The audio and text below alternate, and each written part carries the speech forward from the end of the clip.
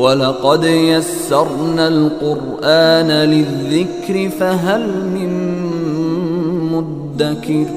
السلام علیکم۔ اس ویڈیو میں ہم عطر کے متعلق چند سنتیں اور چند آداب کے متعلق بات کرنے جا رہے ہیں۔ نمبر 1، خوشبو کی دھنی لینا۔ نمبر 2، اگر وسعت ہو اور آدمی کے پاس پیسے ہو تو مشک اور عنبر کا عطر استعمال کرنا چاہیے۔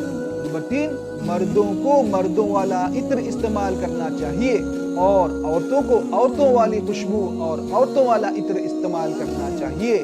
نمبر 4، سر اور داڑھی میں خوشبو لگانا سنت ہے۔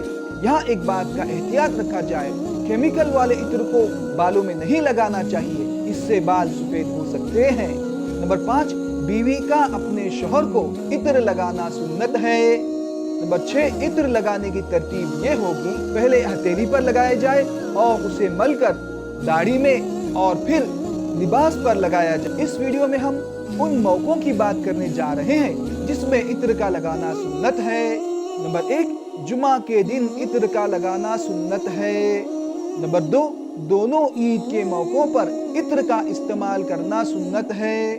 نمبر 3، تہجد میں جب آپ بیدار ہوں اس وقت عطر کا لگانا سنت ہے۔ نمبر 4، وضو کے بعد عطر کا لگانا سنت ہے۔ نمبر 5، احرام کے وقت عطر کا لگانا سنت ہے۔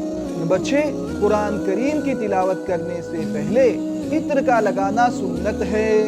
نمبر 7، پڑھنے پڑھانے کے موقع پر عطر کا لگانا سنت ہے۔ نمبر 8، ذکر سے پہلے ذکر کے وقت عطر کا لگانا سنت ہے۔ نمبر 9، بیوی سے ہم بستری سے پہلے عطر کا لگانا سنت ہے۔ نمبر 10، کسی گیدرنگ میں کسی مجلس میں جانے سے پہلے عطر کا لگانا سنت ہے۔